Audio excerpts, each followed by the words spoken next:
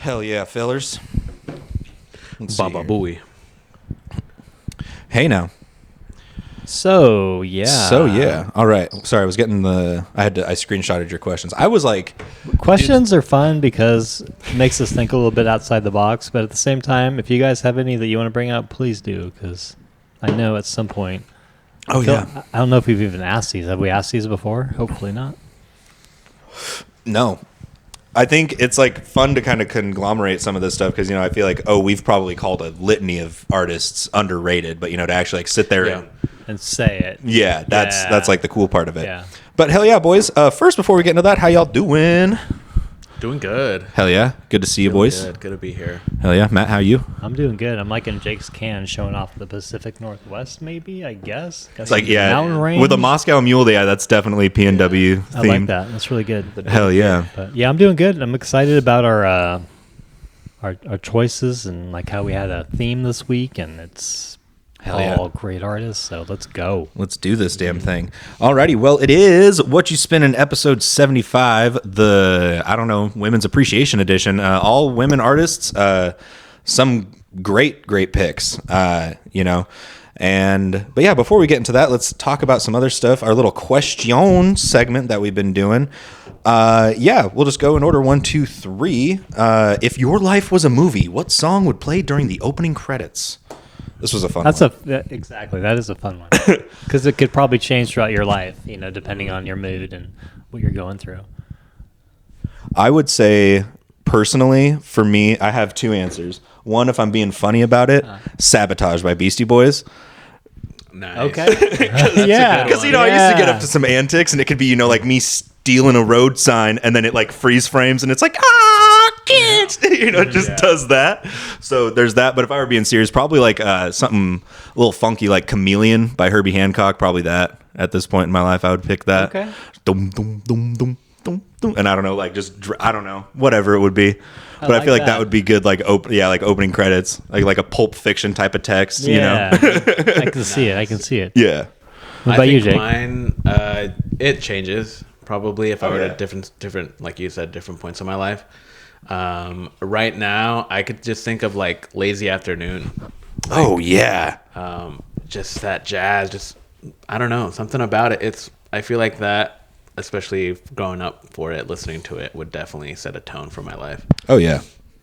It's a good one. For sure. For me, it would be 80s because I'm like a weird 80s kid. It'd be the theme song from The Breakfast Club, Don't You Forget About Me by Simple Minds. And you'd see me going, the fist. Yeah. Because it's a great song and it just captures a lot of emotion within that, just that whole statement. Everybody knows that song. Once you hear it, you're like, oh, yeah, I've heard this song. And if not, you've heard it from the movie. So that would be me to a T. Hell yeah. This is a fun one that I think changed 80 times for me during the week. And then this morning, I changed it like 4 different times today. Top 3 most underrated musicians, bands, all genres. What's your opinion? I'm going to go last on this one. Okay. I'll go with mine. In no particular order, and this is just like in my opinion, like I wish more people knew about them or like they got more appreciation.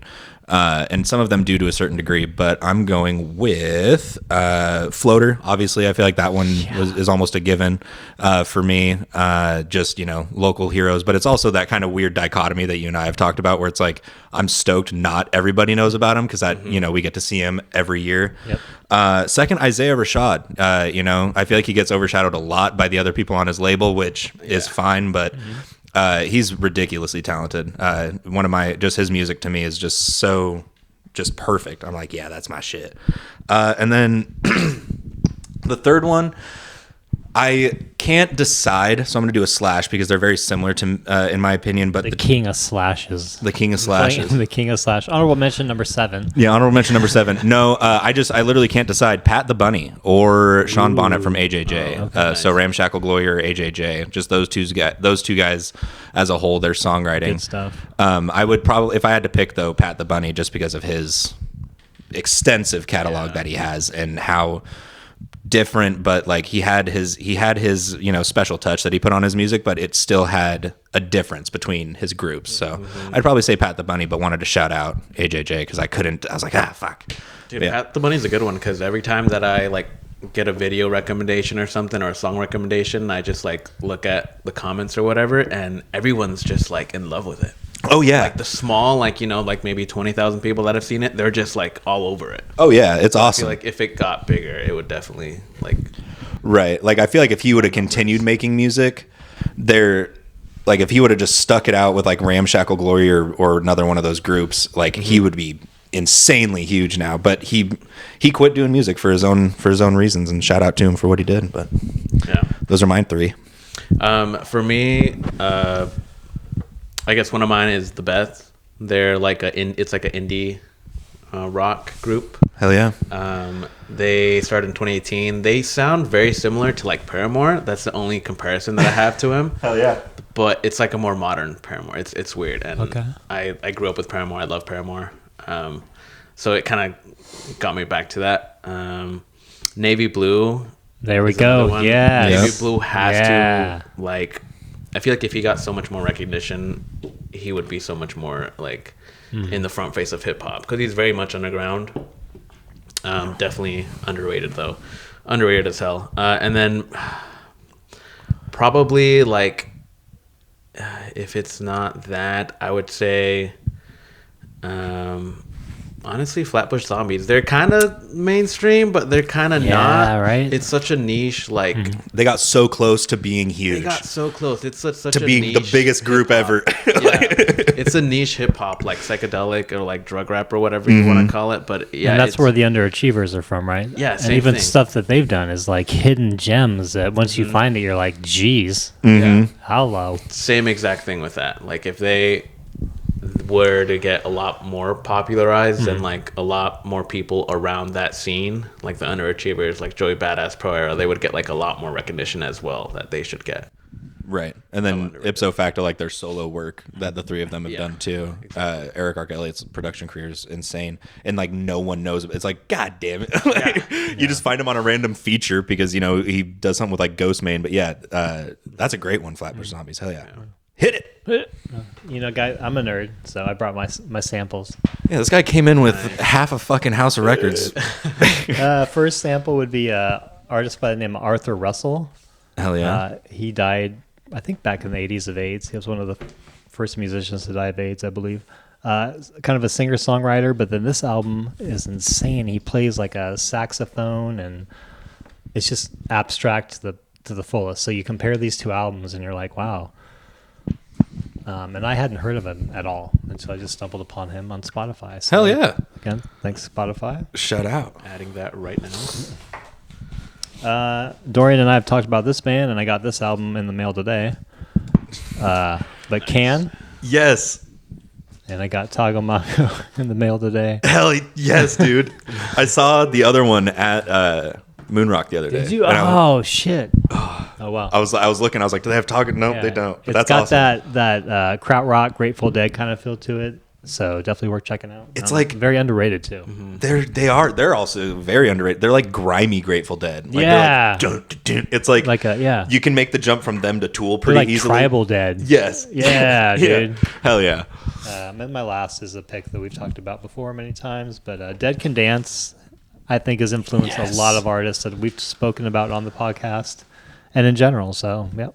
Hell yeah. Those are Dead my Can 3. Dance. I keep finding myself thumbing through their sections at record stores. Just like I keep flirting. I keep flirting with it, being like, maybe I get They into have this. one up in music, don't they? In Portland? Yeah. They do. Yeah, I saw Spirit Breaker, right? Is that Chaser? Chaser, yeah. I saw that while I was up at Music Millennium. Dude, if they're gonna do a Gladiator 2, they better Use them. Yeah. That's probably a tour I go see. If they ever went on tour again, I'd pay a decent amount to go see them because it'd probably be the last. Can you let me throw this at you? What if they toured with like Pussifer or something? Like I feel like that, like those two like vibes would actually kind of work Christ together. comes back. Yeah, Maybe. like, Sure. you're Yeah. like, Sure. Yeah, pigs fly, dude. What the fuck? Like, yeah, that'd be perfect. Roger Waters is like, David, you know what, man? let's go on tour. You know, the kids want it. Let's Davey. Make billions. Davey, like honestly, let's make billions of dollars. Davey, let's bury the hatchet, Hello. baby. Must Hell be yeah. rich enough already. Sorry. No, you're good. But David. Oh, that's hilarious. And then I just keep thinking of the pigs flying hey hey hey skit from anyway, moving on. 3, if you could only listen to music from one decade for the rest of your life, which one would you choose and why? I'll go first on this one. No brainer, 90s. From 1990 to 1999. You could just name them all. Yeah, There's so many. You've got the evolution of hip hop into being the biggest genre probably of all time. You've got the grunge movement. You've got the not grunge stuff that was like anti that, you know. You've got new metal. You've got, you know, the Black Album came out. There's actually some not bad thrash albums that came out. Decade of Aggression we just talked about. Yeah, the 90s were fucking stacked. And I think if you were to take a look at everything that I listened to and like put it into a timeline, it's like that to like 2010. That's like my range.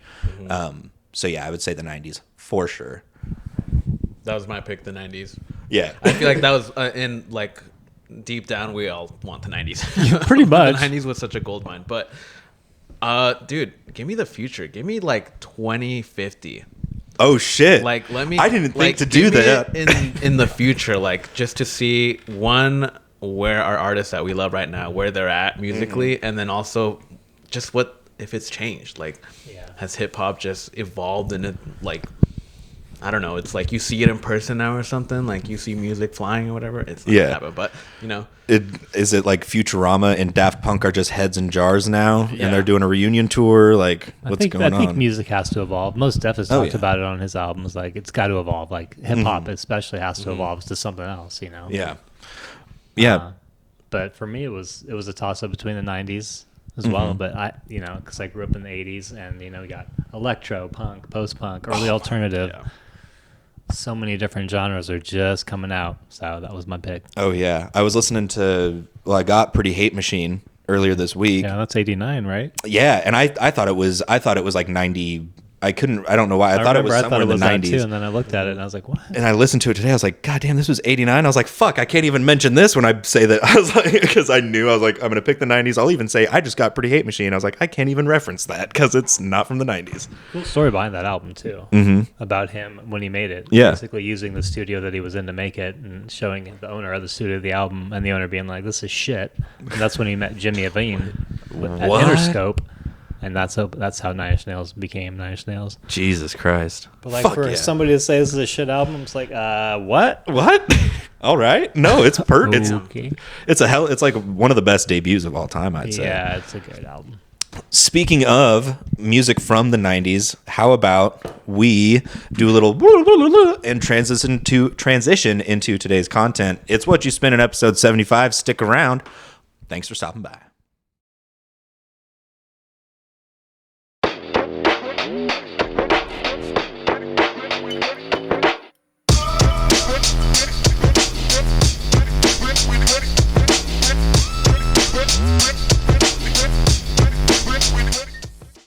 That's a lot easier to get out. Put it back in, dude. That's fucking... I don't even pull the sleeve out. I just Yeah, exactly. I love it when you can do that. slap it right in. All right. Hell yeah, fellas. Well, it's time to move on into today's content for episode 75 of What You Spinnin', the Ladies' Night Women's Appreciation, honoring the great women of music. This is one, I'm going to go first. I'm super stoked to talk about this. This is one that I kind of stumbled into. Hell, not even in the past. I haven't even been listening to this 6 months, but it hit me. Had you ever heard this artist before? I had heard an insane amount of shit talk about this artist. Oh, like, okay. I had heard nothing but hate for Björk. Like, she was the butt of every joke. And I was like, Really? Yeah, her name's crazy. And like, yeah, I mean, Iceland is probably like a pretty interesting place to be. I was like, I don't know anything. Cigaros? Yeah. I was like, I don't know a whole lot about her at all. And then Enjoy off of this album came on a playlist, on a day list. Nice. But yeah, my artist today, an album is 1995's Post by Björk, her second album. released in 1995. Icelandic singer-songwriter. This is kind of an amalgamation of genre. You know, it's got some big band jazzy kind of feel to it, a little bit of dance elements, some industrial, a lot of good stuff going on. I love it. Yeah, and don't understand why all I heard was hate about crazy. this artist. That's crazy. Because, Yeah. I mean, everyone, I feel like a lot of people know, and I've heard of, in some sense, Björk. Like, maybe not heard of it, but definitely the name has come up. That's crazy, though. Yeah. But, no, she's had, like, a crazy run. A crazy run in the 90s, and, like, so many albums, so many projects after this. Probably one of my favorites that she's done. What's that one? It's the one, Homogenic. Mm-hmm. That album's so that good. was after this one, I believe. Yeah, that was it was like, which is funny because it was like debut, post, and homogenic. That album is so crazy. Mm-hmm. But post, yeah, I mean, it's Björk kind of at her finest. I feel like probably a lot of people feel like it's her like go-to album. Really amazing, crazy intro with Army of Me. Like, just that is such a statement for a song because it's got like art pop, it's like electronic, it's, you know, it's kind of just so strange, and it feels so futuristic too, like for the 90s. For being like mid 90s to come out, it feels like music from the future but like from the past, Right. like it was so ahead of its time.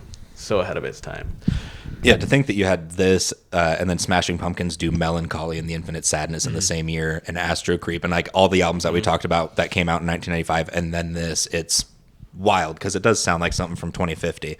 For sure. And debut was very like quiet and kind of her getting her feels out. She built the Sugar Cubes in the 80s for a while doing her thing, and then this album comes out and she co-produced it, and you can kind of feel that rawness. You can feel the different styles, like you said, the genre changes with the big band, the possibly maybe song where it's almost sad, but like it's an uplifting track. You can sample the shit out of that. Yeah. It's no wonder that there was an entire, like every song except for like 2 got remixed. Like she put it immediately after. She's like, yeah, here's all of those remixed. Dance your ass off. But like Jake said, it's art pop. That was kind of that thing back in that mid 90s, like with Tori and Björk and everybody kind of finding their own niche or whatever. Yeah. And she did it so well. And I think she got a bad rap just because I think she got in a fight with the reporter. Yeah, she like leading up to this album, she beat the shit out of somebody. Yeah, it was just because she got, you know, maybe asked the wrong question or had a bad day. You know, besides that being the fact, she's a great musician and she's got a great voice. Some people don't like the vocal because of her high range. I think it shows a lot when an artist can go that high. Yeah. And not care and make it sound really good. And the videos that she did, even for debut and for this album especially, they're so good. Oh, yeah. They're so good. Her videos are awesome. Yeah, they won like a couple MTV awards or whatever. Yeah. But yeah, they're crazy. They're good. Yeah. And I mean, her vocal range, like the fact that that's what steers people away is insane to me. Like the vocal runs that she does, like on the chorus to hyper ballad, like legit make me cry. Like just that little scream that she hits and then right back, like her I think it's vocals are because people insane. can't understand what she's saying. That makes sense. I mean, It makes sense, but like, come on now. She's speaking English for the most part in all of her songs. Like, I don't think she strays from that language. no. But even when the very rare times that she does, a couple of times like speak Icelandic on this album, it's fucking gorgeous. Yeah. Oh my God damn, Yeah. dude.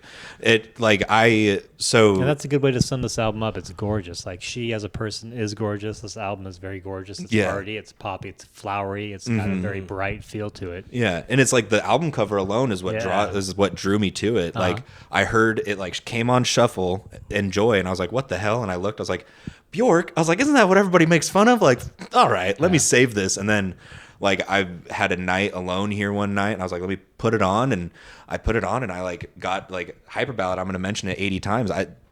It came to me, and I was like, oh my God! Like I listened to that song and just was on the couch, like, ah, man, like this is so sad but so beautiful. Like it's such a trip, man. It's so good, man. When she is, because she has what's that song, The Modern Things, where she's like singing Icelandic.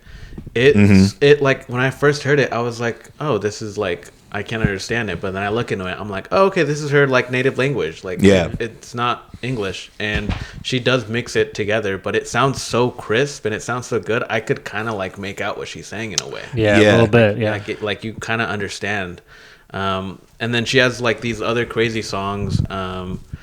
Like Enjoy is one of them. I like her take on It's So Quiet. Like that's like a Banger. classic, like, you know, and like her little scream that she does in between it.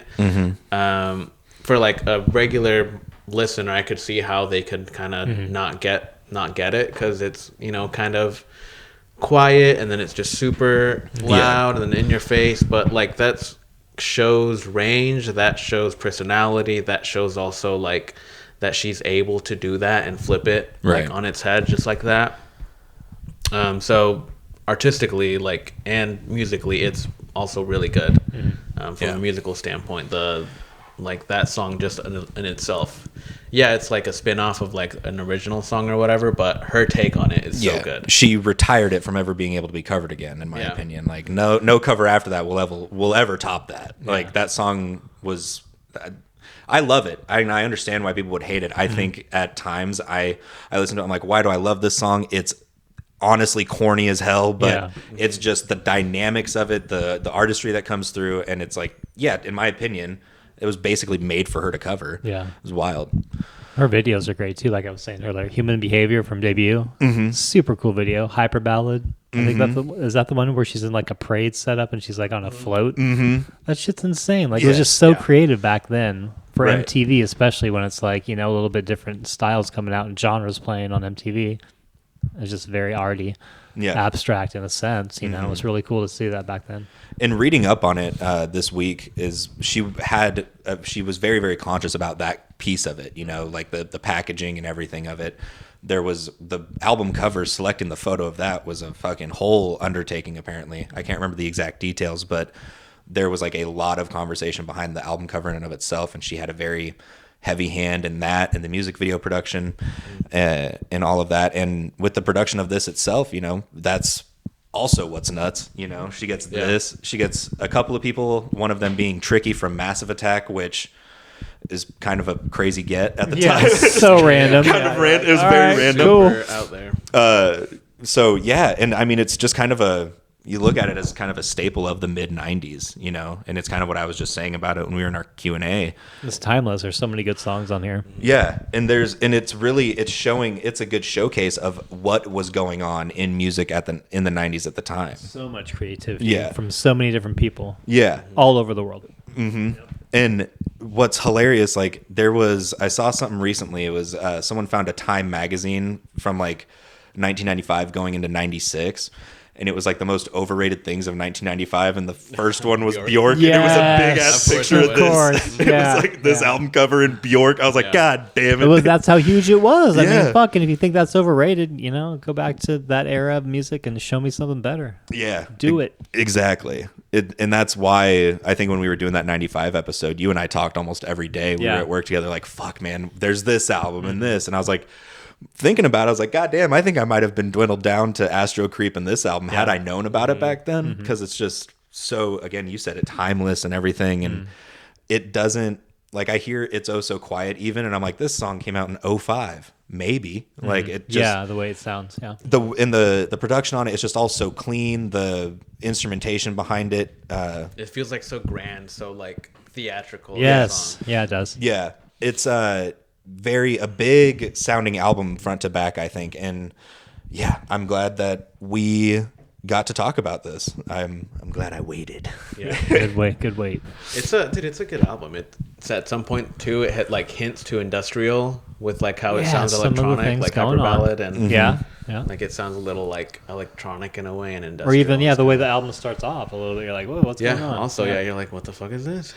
Yeah, it's kind of I like that. The kind of disparity between the first two tracks on the album, you know, Army of Me, it is that, hey, here's a very industrial track, and then Hyper Ballad following it up being very emotional, going almost in like a trance dance kind of direction by the end of it.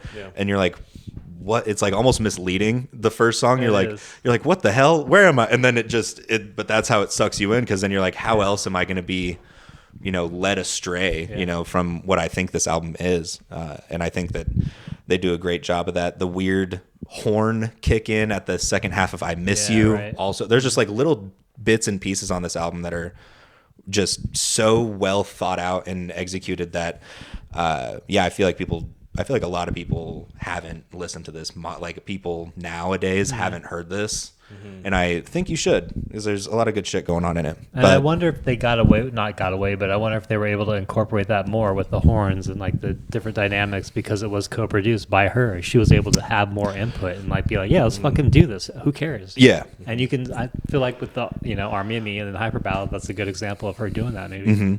Maybe, yeah. And it's because it all, and we'll talk a little bit more about this when we go over your album, they really thought about this album as an art form. That's why everything was that's why like the release and the packaging and the album cover, why everything was so thought out, was because they really gave a shit about it past the music part of it, which is huge, and you don't see that anymore. So that's something that I really appreciate about the kind of lore of this and this album in general. But hell yeah, we want to 3 it up, fellers. Let's do it. Let's. Hell yeah. Honorable mentions for me, just mentioned this song, I Miss You. I heard that horn drop or whatever you want to call it today for like the 18th time, and I was like, no, that's insane. I love that. Second honorable mention, Army of Me. Again, misleading, but in the best way possible. Number 3 for me, Enjoy. First song I heard off of this. Hell of a way to get me into the album. As I mentioned last episode, check out the cover of that by Fleshwater, that female-led like metalcore group I found. Number 2, Possibly Maybe. It's one of the saddest but most beautiful songs on this album. Yeah, probably not. And then number 1, Hyper Ballad for me. Yeah, just can't get over that. Nice. Honorable mention, It's So Quiet. I like that take that she does on it. It's a good nod to the original. Number 3, You've Been Flirting Again.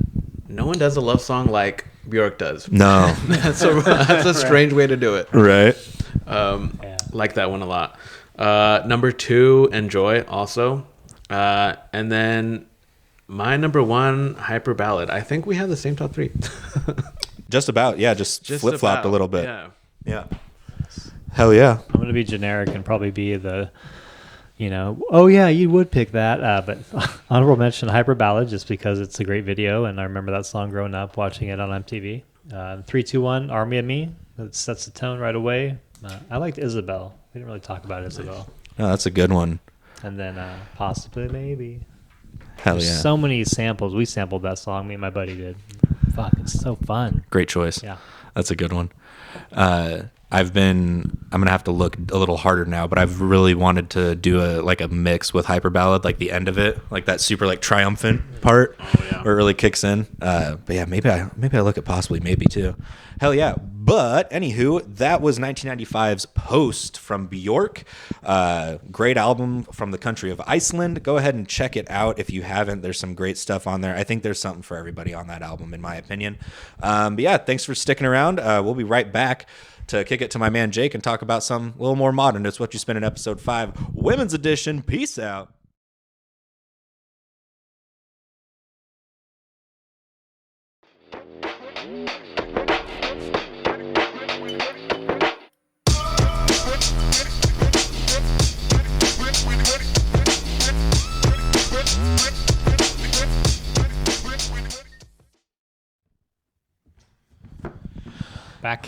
We're back at it. It's time to kick it over to my homie Jake and kind of bring us, kind of closer to where we are currently in time, not so much in the 90s. We'll be back there eventually. But yeah, Jake, what you got for us today, my friend? Yeah, so brought up this R&B album that I've been in love with since I heard it. It's 2018 Summer Walker, Last Day of Summer. Some good R&B. Some more modern, newer R&B. It's kind of hard to get into R&B, I feel like, nowadays, because the pioneers of it just overshadow all of the current stuff. It's hard to break into that new mold or that new subgenre of what that is. Yeah, because it's not like it's too slow, but you're right. I hear what you're saying. It's hard to get into because you have D'Angelo and Sade and all these older artists that it's hard to get into a newer one. So this one was kind of my introduction to R&B, current R&B, and also at the same time just that genre, because like I liked some R&B, like Erykah Badu, but nothing modern. So this is my kind of like first awakening of it. I heard it like a couple of years ago, probably around the same time that it came out. But yeah, what did you guys think about it? It was like that street vibe with the soul sound right behind it. Like that's what I felt right away from the opening 3 tracks, I think. I love her voice. I looked into her back catalog and she's got more of that like a little bit more thuggish kind of style. But this album in particular it's like a good summer album, even though her name's Summer, no pun intended. I liked it. I like her voice. I liked her songwriting. She kind of went back and forth from just kind of talking about herself as an artist to like wanting to be in love. And I don't know, she spoke from the heart. So I thought that was pretty cool. And I like the beats she used. Some of them were a little bit electro almost. Yeah. And I liked how she threw that in the mix. And the beats and production on it are a little more thought out than the average R&B album that comes out nowadays, which I thoroughly enjoyed. Speaking, was there anybody notable that produced on this? No, I couldn't find anything. Definitely, like whoever produced it did a good job, but I didn't think any like main like big Gotcha. name or whatever. Yeah, like Boy Wonder or whatever the fuck.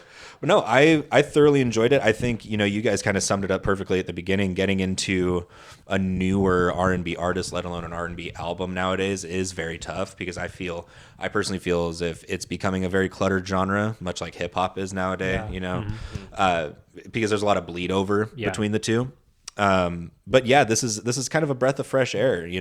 It's short, it's sweet, it's to the point, but you kind of, it doesn't feel rushed. It feels longer than the 33 minute runtime that it has. And the songwriting on it is phenomenal. The beginning 2 songs, BP, and then that skit Talk Yo Shit right after is hilarious, but also like super well thought out.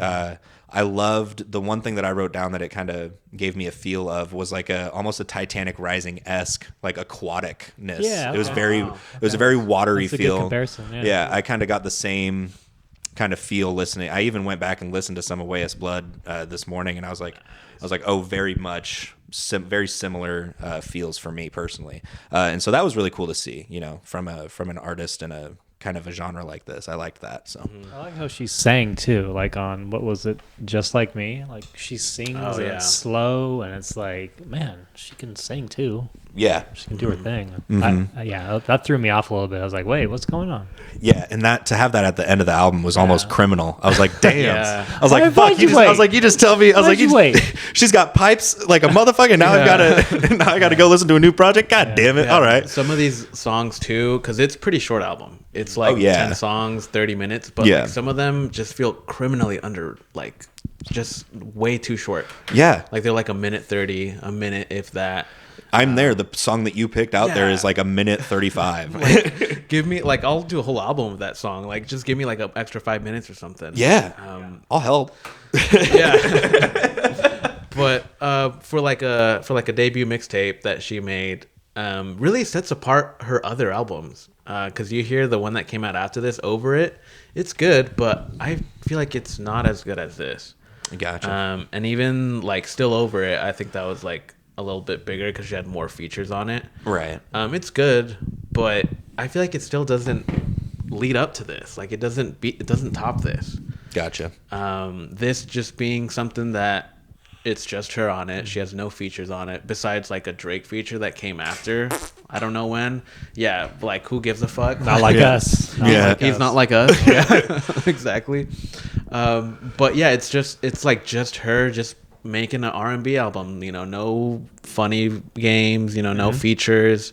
The production is what drew me in the first time because I was like, damn, this is very like hip hop esque. It felt like you hear beats like CPR, and like Baby. It's like, ooh, like I could hear someone rapping over this, but like an R&B voice I'm over There it too had like that synth kind of beat to it. Yeah. Like an R&B voice over it. It's like, I don't know. It's like soothing in a way. It's soothing, and it's what kind of sets it apart from other quote unquote R&B albums that came out at the time. Yeah. Back in 2018, was everybody was trying to be the R&B rapper, and she kind of did a very interesting spin on it by doing the hey, I know everybody wants to rap on these beats, but I got them and I sang over them, so suck it. Yeah. What you gonna do now? Exactly. Yeah. Like my favorite beat on the album was Karma, and I thought the Nice. exact same Yeah. thing, like the synthy, like the stabby There's a kind of lot of guitar. that, yeah. Yeah. I was like, damn, this is like almost a fucking Bryson Tiller track from 2016. Right? Yeah. Like, this could be crazy on a rap song. Yeah. It just shows the artist's creativity behind that, not just wanting to put her bars down. She wants to put Right. something behind that too, and not just be like, "This is what I can do," but like listen to the music too. Oh yeah, absolutely. Like it's way more. She's way more than just a pretty face and a Exactly. vocal. That's my point. Thank you. Yeah. Yeah, like as a hip hop head, definitely the first thing that caught my ear was the beats, and like earlier today this morning I saw Tiny Desk show that she did. Oh, I gotta check And that out. shit. That'd be Really good. She sings a lot more in it, and bet. she's like, I was kind of reading up on that day on their like website. She was like really shy, really nervous to go into it, and like super like frantic, not really like in the zone for it or whatever. But the performance is so good.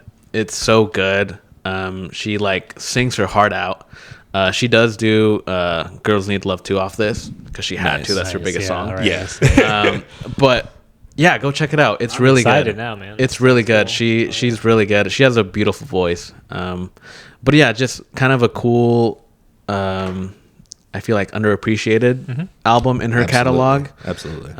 Especially for the time. Not a whole lot of R&B coming out. Like Yeah. you can say like maybe Sir or like Yeah. Omar Apollo, stuff like that. But this just, I don't know, it just has a special place in my heart. Yeah, and for it to be a debut technically is nuts. Like that's crazy. And because it sounds so polished. Like there's a lot of polish behind it, which was again rare for this genre at the time. It's really it stands alone so significantly from the other artists that were trying to do anything. And I think it was because there wasn't like a big dog in R&B at the time, and so she's like, oh yeah, I'm gonna just fucking sneak right into this position and show y'all that it's my turn.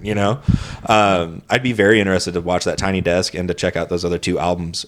She's a name I recognize but haven't listened to. Like I've seen it enough that when you brought it up, I was like, oh fuck yeah, I'm forced to listen to this. Like hell yeah, Yeah, it's my favorite thing. She has been all over the place. Yeah. Like she's done a couple features with a lot of rappers and with like Sabrina Claudio, like a bunch of other R&B artists. Nice. SZA, yeah. But definitely, I feel like an album that gets overshadowed just by like her other catalog. But coming back to it, I love it. Like it's one that I have out majority of the time. Like it's already out because I've played it. Yeah. It's one of my favorites, and I thought it was definitely fitting to bring up. Oh, absolutely. Perfect. It was in fact perfect because It was. I knew I had a gut feeling. I was like, Jake, bring us into the current day a little bit. Matt and I are probably going to be 90s stuck on this We're going episode. back in time. It's like we're probably if I know anything, but no, I'm so stoked that we got to talk about this, and I think I'm going to be keeping an eye out for it because it's an album like that's good to have on deck. I think so. I've started to kind of think, I'm like, what is like if I were to tell somebody that was collecting records for the first time, like here's a guideline, I'd be like, there's some things I'd be like, you need to have this, you need to have something Top like that. 5 to start with. Yeah, exactly. And something in this R&B genre is That could gotta be a have. question coming up. Maybe, yeah. Ooh, don't tempt him with a good time. Give him a pen and a pad, and he'll question the hell out of you. I love it. All right. Yeah, let's. I guess let's do top threes then. Yeah, I mean, if you would like to go ahead. Honorable mention for me. Girls Need Love Too, the original. Yep. Get out of here with that fucking feature. Get out. Probably my first song I heard off of this. It's her biggest song. That's why she got Drake on it, but he's not like us, so don't worry about it. Number 3, Baby. Love that beat, man. That beat is so good. Criminally super short. Wish like the middle half of the album was like just 5 minutes longer each song. Yeah. Number 2, Smart Water. Good one. And then my favorite is CPR. I've always liked that. Good one. A little bit like I guess not longer, but just a regular runtime song. Standard issue. But no, I like her lyrics on that. A lot of talk about love, a lot of talk about like sentimental feelings, and a little bit of singing too in it. Cool. So yeah. Hell yeah. My top three, my honorable mentions would be "Girls Need Love," great song. "Just Like Me," we talked about that one also. It's my second honorable mention. Just like the piano and like her on that, just beautifully blended together. Number 3 for me was "The Start," or the first song off the album, "BP." Just hell of a way to sink its claws into me. I think I kept coming back to that one in particular. Number 2, "CPR." Again, I echo everything Jake just said. From the beat to the vocals, I love it. And that hook, super catchy. Number 1 for me, "Karma." Just that, the intro to it, and then the production behind it, and it. I feel like that's probably, in my opinion, like one of the more perfect songs on the album. So great picks. Thank you. For me, honorable mention, "Just Like Me." I like that singing aspect there. You can hear it in full force. 3, "I'm There." Just the beats and the Nice. I love it. "CPR," number 2. And then "Girls Need Love." Rock, the one. rock on Crouton. That was a little album called Last Day of Summer? Last Day of Last Summer. Days. I keep wanting to do First Day also. Last Day of Summer by Summer Walker, released in 2018, which was Jake's pick for this episode 75 of Whatchu Spinnin'. We'll be right back to go back in time, actually, to 1996 and talk about Matt's pick for this week. Stick around. It's Whatchu Spinnin'.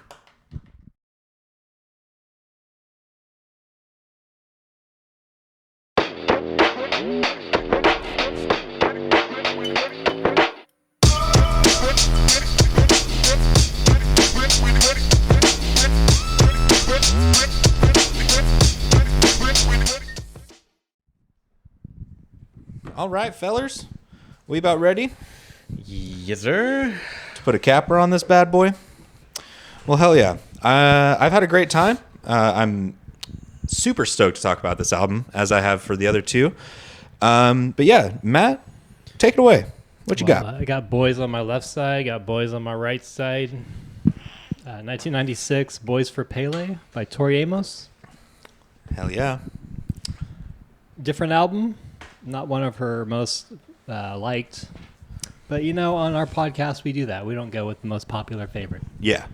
We go with what we like, and I love this album. The first time I stumbled upon the album was from the song "Muhammad, My Friend," and it was because of a YouTube video with her doing it live with Maynard on piano. I was like, oh my god! What? It was like, What the fuck? There exists. she starts doing the song. She's like, "Every time I have a nightmare, I call my friend to sing me a lullaby, and he's here tonight." So Maynard came out on stage. Oh my god. What? That's fucking cool. So I was like, okay, and the song's kind of like kitschy or whatever, but I was like, it's kind of catchy or whatever. And Yeah. so I got into the album. I was like, holy shit, there's a lot of different stuff going on here, and there's a lot of her own input. And this is another co-produced album by herself. Like we talked about Björk doing that with her album. Same thing here. It's got a lot of emotion behind her relationships with men. That's why it's called "Boys for Pele." The title has to do with the volcano in Hawaii and the people that were in her life and just kind of tossing them into a volcano. In the end, she thinks it was a good thing and more of a motivational thing for the album.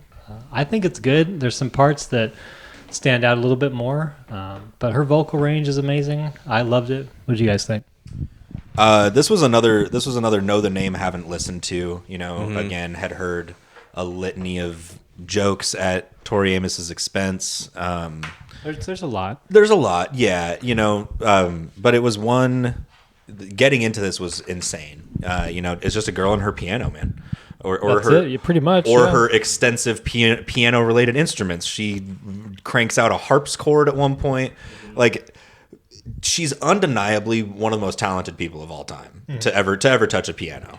Like, Agreed. She's her and nuts. Gaga, yeah. Yeah, she's in there just cranking, and There's like 3 or 4 different pianos or something. yeah, Different kind of pianos. yeah, it's unreal, and the pairing of it and everything. She's a beautiful songwriter, lyricism, singing, the piano parts and everything. And just the way that she produced this album, also, man. Like, Father Lucifer is like all of the interludes on this, and we're a podcast based around collecting records. She had that in mind when she made the interludes. Yeah, right? She's like, every Yeah. side of if this were to be pressed on 2 LPs, every side should start with an interlude. And I was like, What? That's a fantastic point. And that's back in 1996. Yeah. I was like, oh, this chick gets it. I'm like, okay. She's got a collection. Yeah. She's one of us. But yeah, and just top to bottom, man, I think this also is a great representation of why most like mainstream music critics are completely full of shit.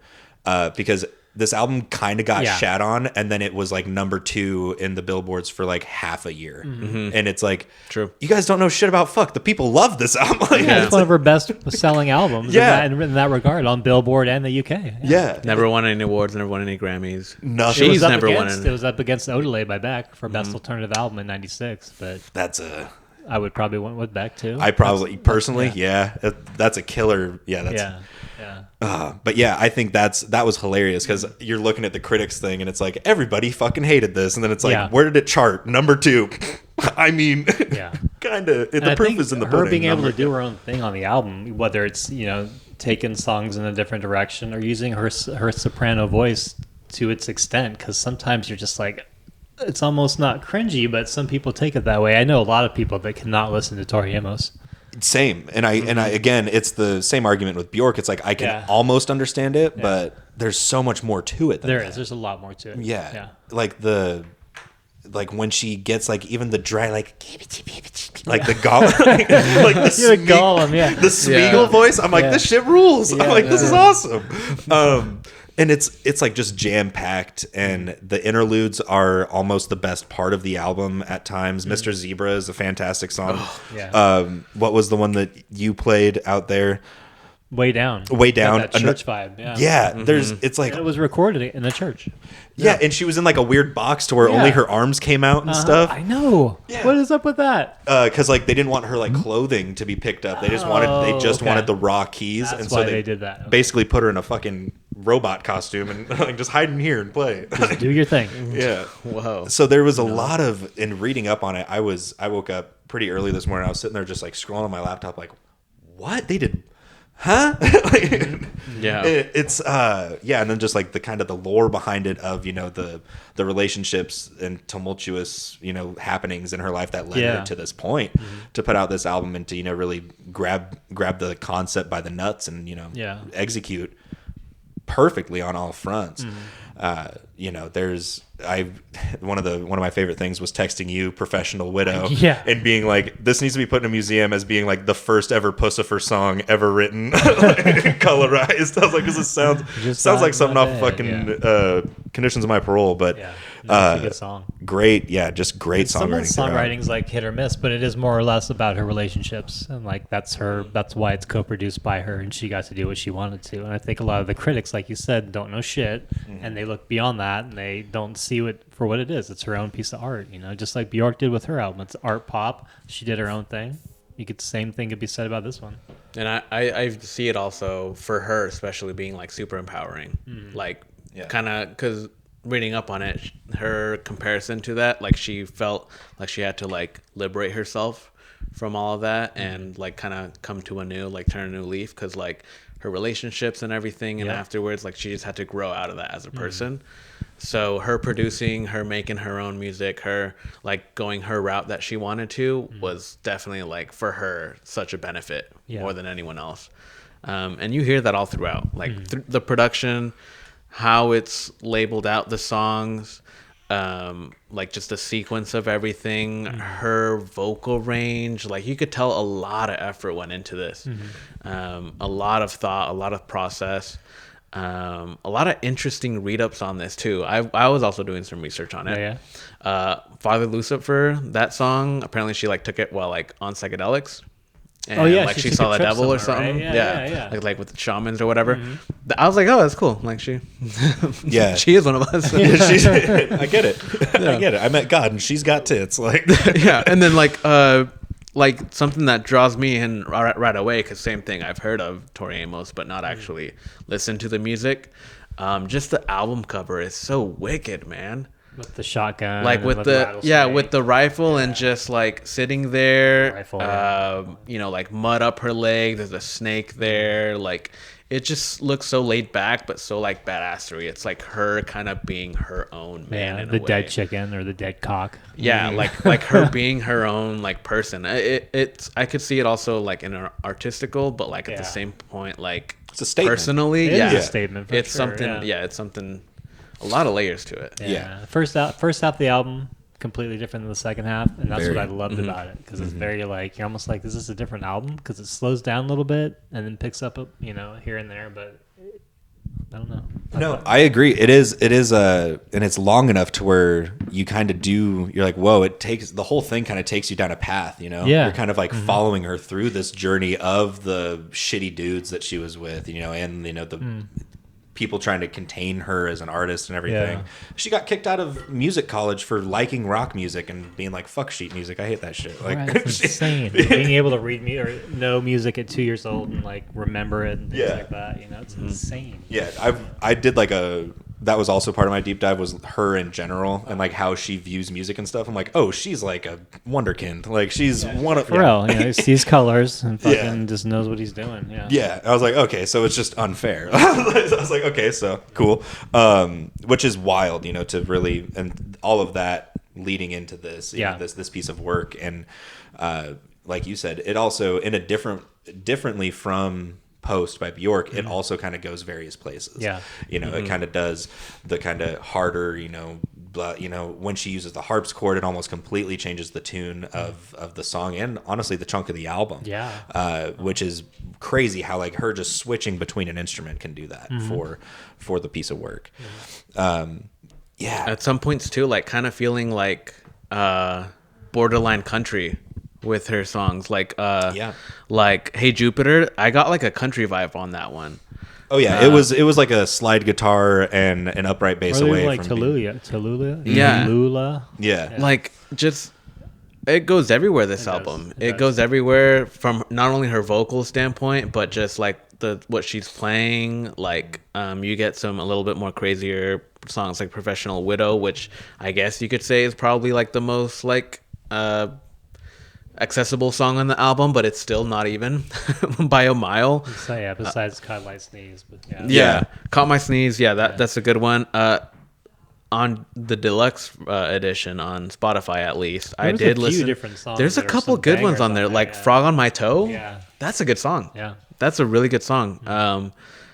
But yeah, just it's crazy that she did this much material too that wasn't on the original album. Like she was gonna have like 30 plus songs on this, and that's why there's this 2 on it. But just a lot of material and a lot to be said about it, what she was going through, what she was thinking of musically.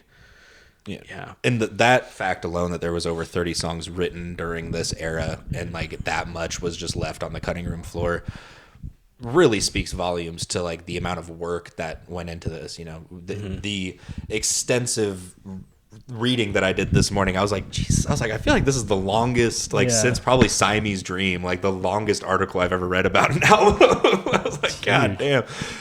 They're doing all sorts of stuff. I think this is a good introduction if you're not familiar with her work, rather than starting with Little Earthquakes or Under the Pink. This one, I think, sums up what she is as an artist and like all the things she can do as an artist. So. Right.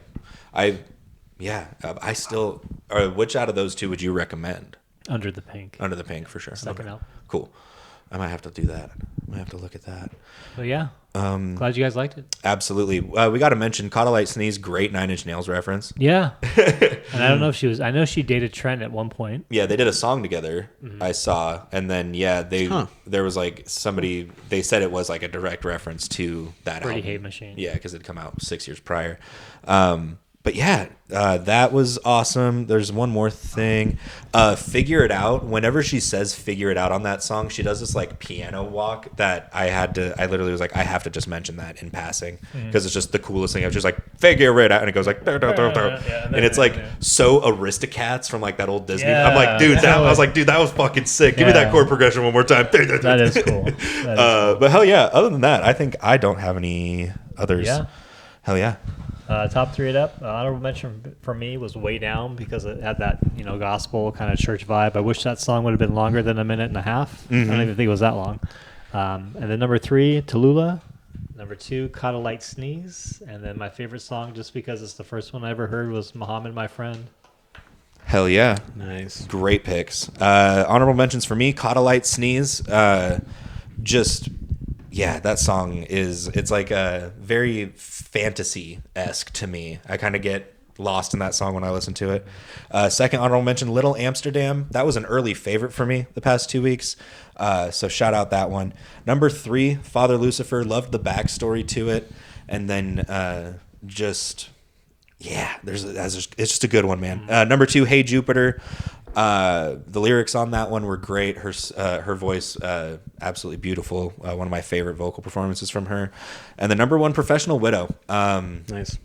Yeah, I just really liked the more so than anything, the instrumentation on that song was just fucking awesome. And it just drew me in. So yeah. Hell yeah. Nice. Honorable mention on the second disc, at least, Frog on My Toe. Hell yeah. That song is such a good song. There we go. The title just makes you laugh when you say it. It's like, honorable mention also, Not the Red Baron. Okay. Love Good that one. one. That was a good one. Also really good one. Number 3, Little Amsterdam. Good. Great one. Number 2, Caught a Light Sneeze. And then my favorite was Marianne. Ooh. Marianne, that little like break that she does in like the middle of the song. Man, That's a good one. I just replay that portion. Underrated. Oh, yeah, man. Good picks. Yeah, good stuff. Hell yeah. Dude, hell yeah. We listened to Summer Walker, Tori Amos, and Björk the past 2 weeks. What we a got spread. to talk about them. That is... Quite the I was spread. like, even though our albums are a year apart, I was like, they're vastly different. But Oh, way they're- different. the Yeah, way similarities that they do share are pretty wild. Like They're Self. both showing that art form. Yeah. And then Summer Walker. Always good to find. Kind of like the R&B artists like their epicenter. It's like, hey, this was the start of this, and now like we said, Summer Walker's been everywhere. Interested to see, she's like due for an album, I think. I think so. Like 3 or 4 years since her last album, Yeah. so that'll be cool. But hell yeah, boys, that was a fantastic episode 75. Indeed. Let's go ahead and let the people know what's coming. Episode 76. We're back to the regular formula. Thanks for sticking around.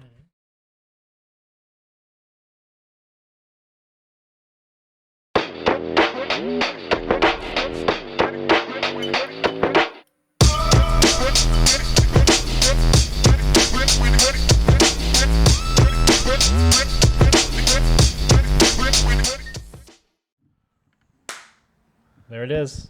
There it is. Hell yeah, fellas. We ready to send her on home? Yes, please. Yes, I think sir. talk about some new artists for next cast. Yes. Yes, indeed. All right. Sorry. Things are tipping over here. Give me a sec. Yikes. Hell yeah. All right. You gotta watch this guy. I know. I'm knocking stuff over. Starts wearing a Deftones t-shirt. You don't know what's gonna You happen. don't know what's going on. I'm going to do a kickflip, dude. Buy me a pair of Jinkos. Well, let's go ahead and wrap this baby up and, as Matt said, talk about some different artists. We go in the order that we spoke today, which means I'm up first to the bat. I'm going with a genre we haven't touched yet. What? And What do you mean? I feel Get pretty- outta here. I feel pretty stoked to do this. We're going with our first country album. Remember when I said country got the subgenres DLC a while back? This is very accessible for us, I feel like. This is Tyler Childers, live on Red Barn Radio 1 and 2, released in 2018. Good stuff. Okay. He's a hell of a singer. Nice. I'm excited to talk about it. Hell yeah. Well, now that that's been Nice. broken, we can actually start bringing up country if we want. Yeah, right. cool. I was like it. waiting for you to do it. Thank you, Thanks. Dorian.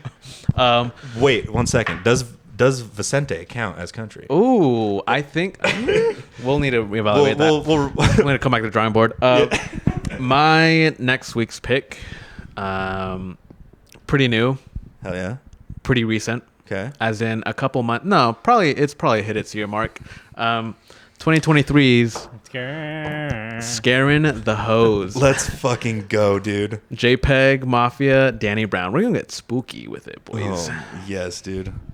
It has taken a lot in me to not bring that up. Oh, same. Every week I look at it and I'm like, I could. I want it to marinate a little bit more in the pot before I take it out, but It has to be Rod Up. Yeah, this was my fucking jam last spring and This summer. was my hip hop album of last year. Yeah. Hell yeah. What you got, Matt? Let's see. Danny might be on this album. Maybe. Yep, he is. We have to talk about the Blockhead album. Let's go. The Ox is coming out. There's so many features on this album.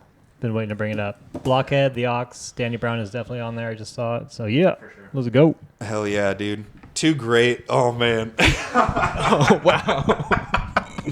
Oh shit.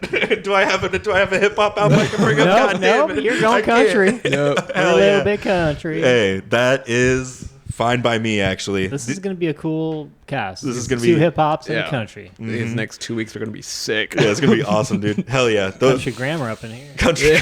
All That's right, a bad add that to joke, my bad Discogs. joke. Some Nelly. Add that to my Discogs list. Hell yeah, boys. Scaring the Hose, Danny Brown and JPEG Mafia, The Ox by Blockhead, and Name a Rapper, they're on it. And Yeah. Tyler Childers live on Red Barn Radio 1 and 2. That's coming to you in 2 weeks' time on What You Spinnin' episode 76. This has been What You Spinnin' episode 75, the women's edition. Give any of those albums a listen. Give these a listen. Matt, thanks for coming. Jake, thanks for coming. Of course. Dorian, thank you for hosting. Absolutely. Always. And yeah, feel free to follow us on Instagram at What You Spinnin'. Like, subscribe, send it to a friend on YouTube, Apple Podcasts, and Spotify. Anywhere else you find podcasts, we are on it. Follow me on Instagram at Dorian Dilly. Matt, do you want to plug your Instagram? No, I'm good. Okay, cool. Yeah, but yeah, and be cool, stay hydrated, give someone a high five, and listen to some new music. We'll catch you next time. It's What You're Spinning. Peace. See ya.